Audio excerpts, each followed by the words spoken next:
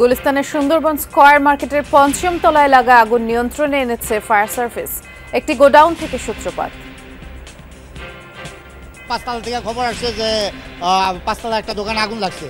তো আমাদের যারা ওই দারোয়ান আছে তারা পানি টানে নিয়ে করছে আর কি, দৌড়ঝাঁপ করছে।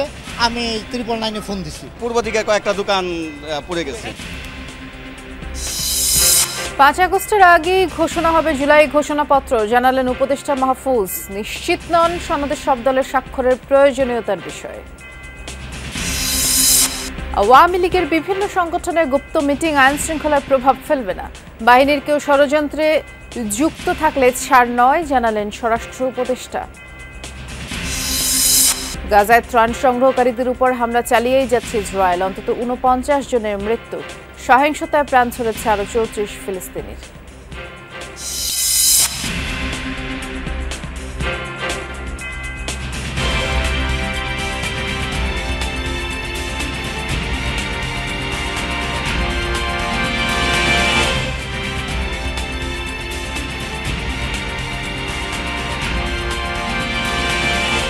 শুভেচ্ছা, আমন্ত্রণ যমুনা নিউজে। নুসরাত বৃষ্টির সাথে আছি।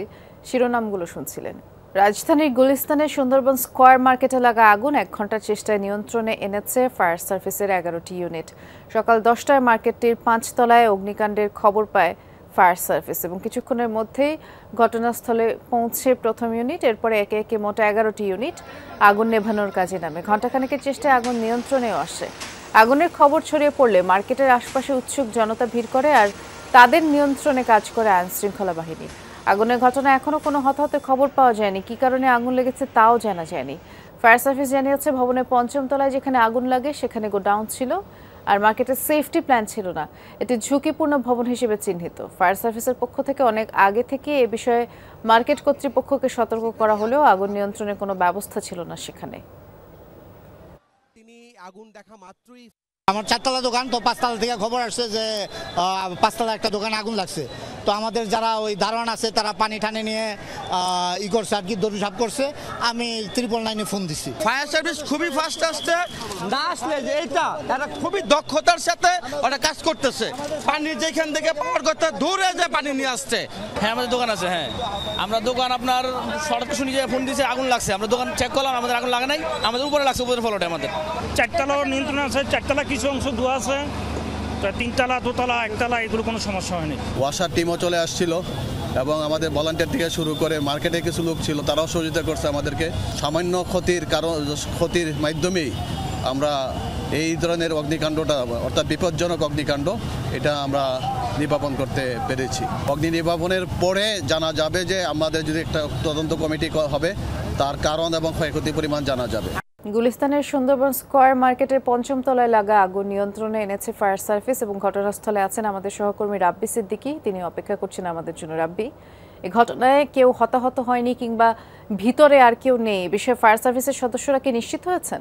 আসলে এখন পুড়ে যাওয়া দোকান থেকে মালামালগুলো সরানোর কাজটি হচ্ছে। আমি আছি সেই মার্কেটের 5 তলার যেখানে আগুনের সূত্রপাত হয়েছে, আগুন লেগেছে এবং আগুনে পুড়ে সব মালামাল ছাই হয়ে গেছে, সেই জায়গাটিতে আছি। এবং যেই দোকানগুলো বেঁচে গেছে আগুন থেকে মালামাল, সেগুলো সরানোর কাজটি চলছে। দেখতেই পাচ্ছেন বৃষ্টি, যেগুলো সব হচ্ছে মোবাইলের অ্যাক্সেসরিজ, সেই যেগুলো বেঁচে গেছে সেগুলো আসলে সরিয়ে রাখছে, যতটুকু উদ্ধার করা যায় আর কি, যতটুকু ভালো আছে সেগুলো কিন্তু সরানোর কাজটি চলছে। আর যেগুলো পুড়ে ছাই হয়ে গেছে, দেখতেই পাচ্ছেন দোকানের সব মালামাল পুড়ে ছাই হয়ে গেছে, কিছুই অক্ষত নেই। সেই পোড়া মোবাইল অ্যাক্সেসরিজগুলো কিন্তু এখন সরানোর কাজটি করছে দোকানে যারা স্টাফ আছেন, মালিক আছেন, সবাই মিলে সরানোর কাজটি কিন্তু চলছে। এবং এখানে সব দোকানদার এক হয়ে আসলে দ্রুত এই দোকানগুলো পরিষ্কারের কাজটি কিন্তু শুরু হয়েছে। দেখতেই পাচ্ছেন যে বেশ কয়েকটি দোকান কিন্তু পুড়ে ছাই হয়ে গেছে এবং সেই দোকানের সবগুলো এগুলো গোডাউনে রাখা মোবাইল অ্যাক্সেসরিজগুলো সব নষ্ট হয়ে গেছে। এবং আমরা দেখেছি যে দোকান মালিকদের আহাজারি, আসলে তাদের অনেক মানে স্বপ্নের দোকান এবং এই দোকানের উপর অনেকগুলো মানুষের রুজি, সেই দোকান যখন পুড়ে ছাই হয়ে যায় আসলে তখন আসলে তাদের অসহায়ের মতো কান্না করা ছাড়া কিছুই করার থাকে না। বুঝতেই পারছেন আছি সেই মার্কেটটির সুন্দরবন সুপার মার্কেটটির পঞ্চম তলায়, যেখান থেকে আগুনের সূত্রপাত, এবং এই মার্কেটের এই আগুনে এই দোকানটি কিন্তু সবচেয়ে বেশি ক্ষতিগ্রস্ত হয়েছে। চেষ্টা করি, এই দোকানে সব পুড়ে ছাই হয়ে গেছে।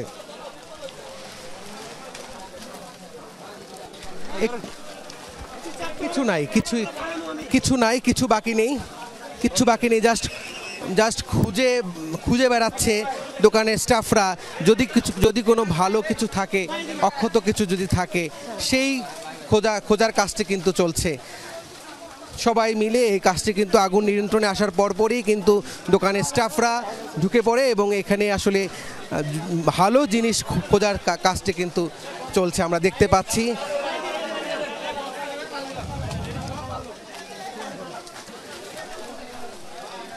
আগুন নিয়ন্ত্রণের পরপরই নির্বাপনের কাজটি কিন্তু খুব দ্রুত শেষ হয়েছে, এবং দ্রুত শেষ হওয়ার পরপরই দোকানের স্টাফরা তাদের ক্ষতিগ্রস্ত দোকানগুলোতে ঢুকছেন, শাটার ভেঙে ঢুকছেন এবং সেই দোকানের মালামালগুলো যেগুলো অক্ষত আছে সেগুলো কিন্তু সরিয়ে ফেলার কাজটি করছেন।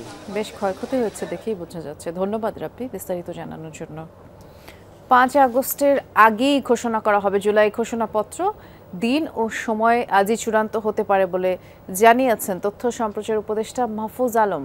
সকালে তথ্য মন্ত্রণালয়ে আয়োজিত জুলাই পুনর্জাগরণ র্যালিতে অংশগ্রহণ শেষে তিনি কথা বলেন।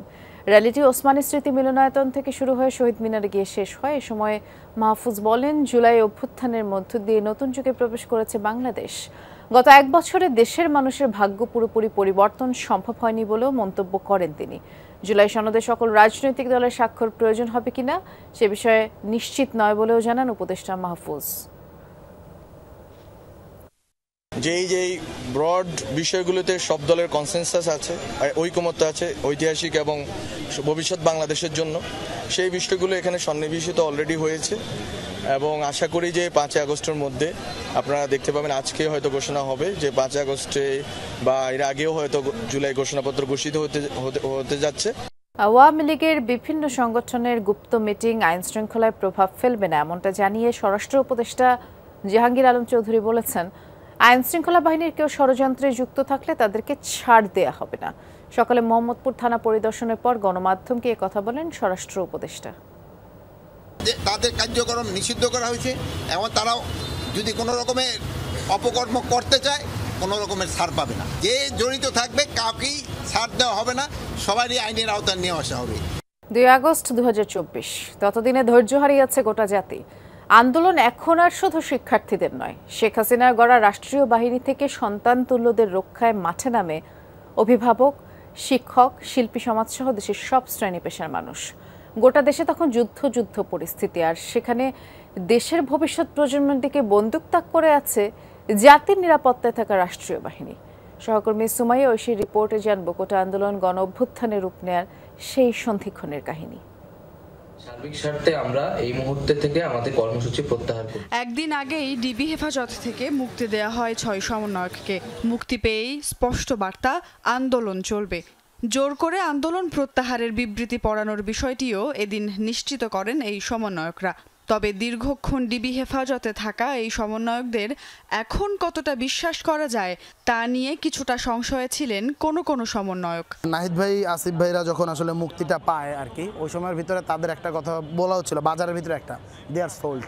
অনেকে বলছিল যদি তোমার বড় ভাই ব্রাদার সোল্ড না হয় তাদেরকে কি ইনজেক্ট করা হয়েছে, তাদের মাথায় কি চিপ ঢুকিয়ে দেওয়া হয়েছে, অনেকগুলো ব্যাপার আছে, তোমরা তো জানো না। এবং ভাইরা এসে একটা কথা বলছিল, আন্দোলন যেহেতু নেতৃত্বাধীন তোমরা দিছো, তোমরা দাও, আমরা আমাদের ব্যাপারগুলোকে আসলে ক্লিয়ার করি।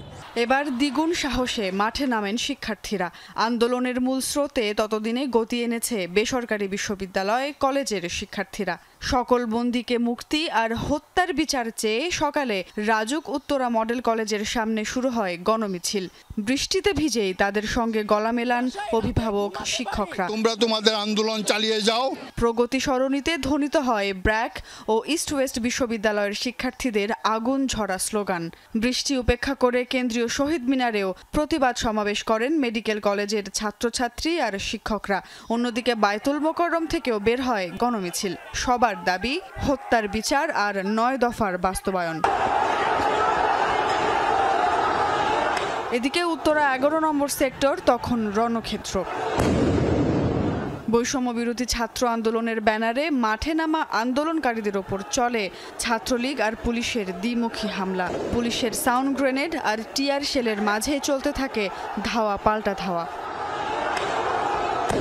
ততদিনে ধৈর্য হারিয়েছেন শিল্পীরাও। 2 আগস্ট বেলা 11টা থেকে ধানমন্ডির 7 মসজিদ রোডে প্রতিবাদ সমাবেশ করেন শিল্পী সমাজ। গান, কবিতা আর পথনাটকের মাধ্যমে ছাত্র হত্যার প্রতিবাদ জানান তারা।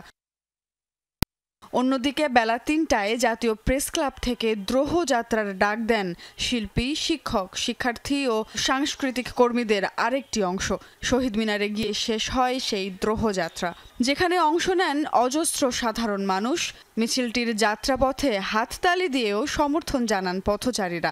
যতগুলো গ্রুপের সাথে আমরা কানেক্টেড ছিলাম, আমরা বলেছিলাম যাদের পক্ষে সম্ভব আর কি, যারা ইচ্ছা আছে, ইভেন উত্তরার গ্রুপকেও আমরা এই নির্দেশনায় দিয়েছিলাম গিয়ে ওইখানে যোগ হতে। আমরা একটা জিনিস জানতাম যে আমাদের ফেসগুলো যদি শহীদ মিনার শুরুতে যায় একটা ক্র্যাকডাউন চালানো হবে, বাট এই যে মানুষগুলো রয়েছে এখানের ভিতরে তো সমাজের সিভিল সোসাইটির অনেক মানুষগুলো রয়েছে, টিচাররা আসছে, সাংস্কৃতিক কর্মীরা রয়েছে, এদের উপর গুলি চালানোটা খুব কঠিন। সারা দেশেও এদিন ব্যাপক প্রতিরোধ গড়ে তোলেন সাধারণ শিক্ষার্থীরা। ফেনী, খুলনা, চট্টগ্রাম, সিলেট সহ দেশের প্রতিটি প্রান্তে একরকম যুদ্ধ পরিস্থিতি, যার একপাশে ভারী অস্ত্রে সুসজ্জিত ও প্রশিক্ষিত রাষ্ট্রীয় বাহিনী, আর অন্যদিকে নিরস্ত্র সাধারণ ছাত্ররা দাঁড়িয়ে এক বুক সাহস নিয়ে। তাদের বুকেই চলছে গুলি, তবে দমানো যাচ্ছে না কোনো মতে। সুমাইয়া ঐশী, যমুনা নিউজ, ঢাকা। রাজধানীর একটি বেসরকারি হাসপাতালে জামায়াত আমির ডাক্তার শফিকুর রহমানের হার্টে অস্ত্রোপচার চলছে। সকাল 7:30টায় তাকে অপারেশন থিয়েটারে নেয়ার পর 9টায় অস্ত্রোপচার শুরু হয়েছে। চিকিৎসকরা জানান প্রায় 4 ঘন্টা সময় লাগবে অস্ত্রোপচার শেষ হতে। দলের শীর্ষ নেতারা ছাড়াও হাসপাতালে উপস্থিত আছেন জামায়াত আমিরের পরিবারের সদস্যরা। গত 19 জুলাই সোহরাওয়ার্দী উদ্যানে জামায়াত আয়োজিত জাতীয় সমাবেশে পরপর 2বার অসুস্থ হয়ে মঞ্চে পড়ে যান ডাক্তার শফিকুর রহমান। এরপর ধারাবাহিকভাবে তার বিভিন্ন পরীক্ষা নিরীক্ষা করানো হয়। এনজিওগ্রামে হার্টে 5টি ব্লক ধরা পড়ে, এর মধ্যে 3টি গুরুতর, বাকি 2টি 50% মতো। গুরুতর 3টি ব্লক অপসারণে এই বাইপাস সার্জারি করা হচ্ছে বলে জানিয়েছেন চিকিৎসকরা। চট্টগ্রামে নিজ বাসার সামনে ব্যবসায়ীকে গুলি করে পালালো দুর্বৃত্তরা। গতরাতে এই ঘটনা। প্রত্যক্ষদর্শীরা জানান বাসার সামনে দাঁড়িয়েছিলেন ইউনুস। একটি মোটরসাইকেলে করে আসা অজ্ঞাত দুজনের সময় তাকে লক্ষ্য করে গুলি ছোড়ে। স্থানীয়রা ইউনুসকে উদ্ধার করে চট্টগ্রাম মেডিকেল কলেজ হাসপাতালে নিয়ে যায়। স্থানীয় বিএনপির রাজনীতিতে জড়িত ভুক্তভোগী ব্যবসায়ী। পুলিশের ধারণা পূর্ব বিরোধের জেরে তাকে হত্যার চেষ্টা হয়েছে।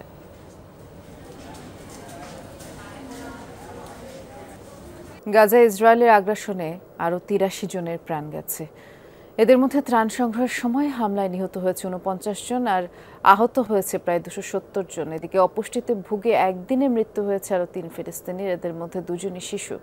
এ নিয়ে খাদ্যাভাব এবং অপুষ্টির শিকার হয়ে প্রাণহানির সংখ্যা দাঁড়ালো 162 জনে, যার মধ্যে 92 জনই শিশু। গাজা স্বাস্থ্য মন্ত্রণালয় জানিয়েছে মারাত্মক খাদ্য সংকটে মৃত্যু ঝুঁকিতে রয়েছে উপত্যকার হাজার হাজার শিশু। গত মার্চে গাজায় ত্রাণ সরবরাহ সম্পূর্ণ বন্ধ করে দেয় ইসরায়েল। গেল মে মাসের শেষে শুরু হয় ইসরায়েল নিয়ন্ত্রিত সহায়তা কর্মসূচি, আর তখন থেকেই নিয়মিত ত্রাণ সংগ্রহকারীদের উপর হামলা চালিয়ে যাচ্ছে ইহুদি সেনারা। সম্প্রতি আন্তর্জাতিক মহলের চাপের মুখে গাজায় সীমিত পরিসরে ত্রাণ প্রবেশের অনুমতি দিয়েছে নেতানিয়াহু প্রশাসন। আবারও ইসরায়েলের ভূখণ্ড লক্ষ্য করে মিসাইল ছুড়েছে ইয়েমেনের সশস্ত্র গোষ্ঠী হুথি। শুক্রবার এক বিবৃতিতে এই তথ্য নিশ্চিত করেছে ইসরায়েলের সামরিক বাহিনী। ক্ষেপণাস্ত্র হামলার জেরে জেরুজালেম সহ বিভিন্ন শহরে সতর্কতা সাইরেন বেজে ওঠে। যদি হুতির হামলা সফলভাবে প্রতিহতের দাবি করেছে আইডিএফ, এতে কোনো ক্ষয়ক্ষতি কিংবা হতাহতের তথ্য পাওয়া যায়নি। গাজায় আগ্রাসনের প্রতিবাদে নিয়মিত ইসরায়েলি ভূখণ্ড লক্ষ্য করে হুতিরা হামলা চালাচ্ছে। পাশাপাশি লোহিত সাগর, এডেন উপসাগরেও ইসরায়েলের সাথে সম্পৃক্ত জাহাজকেও টার্গেট করছে তারা। এ ছিল যমুনা নিউজের আয়োজনের সাথে থাকার জন্য ধন্যবাদ। নিরাপদে থাকবেন।